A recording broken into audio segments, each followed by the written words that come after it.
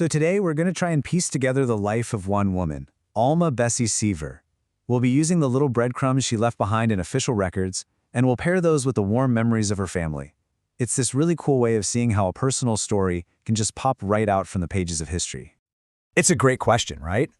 I mean, how do we really get to know someone who lived and died before many of us were even born?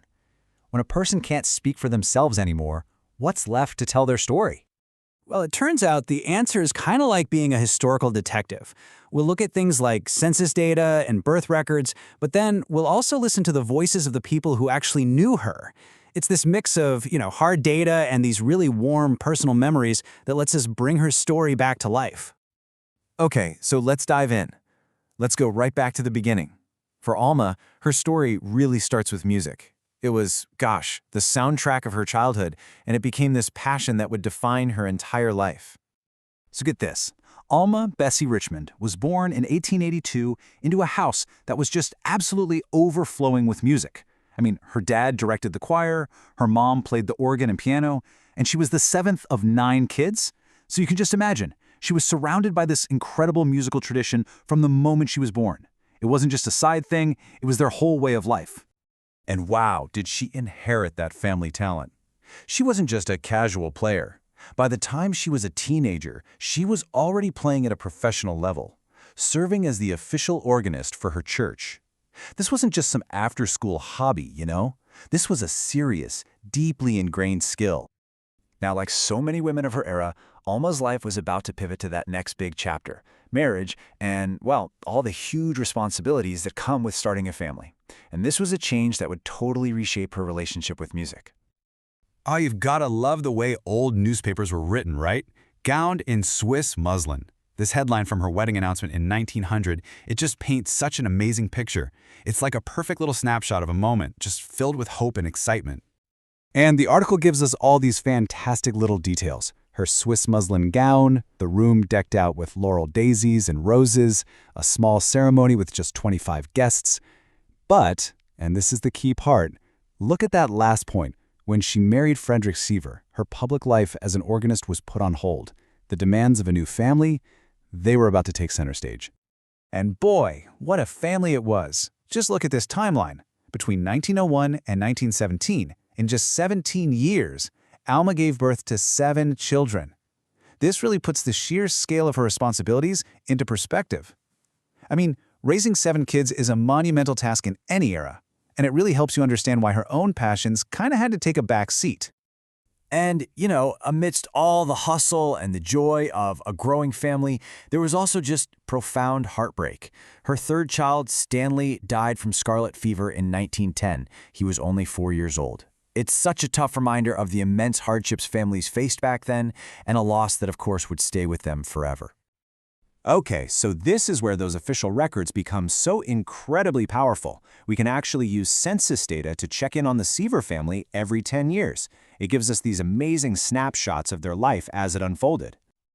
All right, so here they are in 1910, living in Fitchburg, Massachusetts. You've got Fred, 33, working as a superintendent in a comb shop. Alma, who's listed here as Bessie, which is interesting, is 28. They've got 4 little kids at home, ages 2 to 8, and that includes little Stanley, who would tragically pass away later that same year.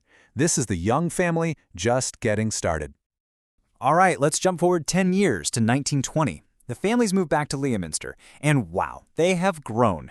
They now have 6 kids living at home, and look at the age range, from 2-year-old Geraldine all the way up to 18-year-old Marion. They're living in this big house right on the factory grounds where Frederick is the superintendent. You can just feel how busy and full that house must have been. And then by 1930, we see the next phase of their life unfolding. The older kids have started to move out on their own, but there are still 4 at home, now aged 12 to 22. So they're not little kids anymore, they're young adults. It's a perfect snapshot of that transition period, as the children begin to forge their own paths.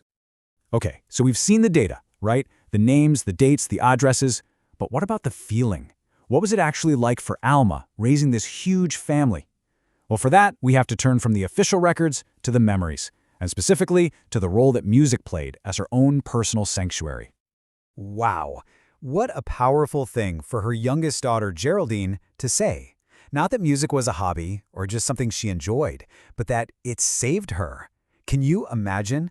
Amidst the chaos of raising 7 children and the deep grief of losing one, the piano was her lifeline. It was her escape. And this memory, it just illustrates that point so beautifully. After dinner, she would leave the chores for the girls and go religiously to the piano for hours. I mean, just imagine being one of her kids, drifting off to sleep to the sound of your mom playing Chopin downstairs. It's so clear that this wasn't just practice for her, it was this necessary, soul-sustaining ritual. All right, let's move into the final chapter of Alma's life. After her husband passed away and all her children were grown, a new opportunity came up.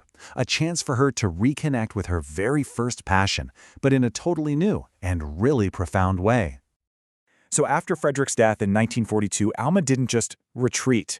Instead, she stepped right back into the world of music professionally. She became the organist at 2 different churches, can you believe it? Returning to the exact role she'd left behind more than 40 years earlier. It's such a remarkable full-circle moment. And her adventurous spirit was still there. Even in her late 70s, she drove herself all the way across the country to California just so she could see her grandsons. And this quote from Geraldine, again, it just speaks volumes about her incredible innate gift. Even after all those decades of focusing on her family, the music was just part of who she was. She wasn't just playing notes on a page, she played from memory, instinctively. The music was literally in her soul. So, when we look back at the 80 years of Alma Seaver's life, what's the story that really emerges? What is her legacy? Well, part of that legacy is, of course, her family. This number right here, 11, that represents for grandchildren. Through all the struggles and all the joys, she was the matriarch of this big, loving family that would just keep growing for generations. And this memory from her son Edward is so touching, and it really gets to the heart of who she was. Beyond the music, beyond the census records, she was a beautiful, attentive, and caring mother. Her legacy is really twofold, isn't it? This deep, personal passion for her art and an even deeper love for her family. Her story really shows us how a passion can be a lifeline, a private sanctuary that keeps you going, even when life demands everything else you have. And this kind of brings us right back to where we started. Alma's story, which we've pieced together from these fading documents and these really fond memories, is just such a powerful reminder that every single family tree holds these incredible stories of talent, of struggle, of love, and of resilience. It just leaves you wondering, doesn't it? What stories are waiting in your own family's history, just ready to be told?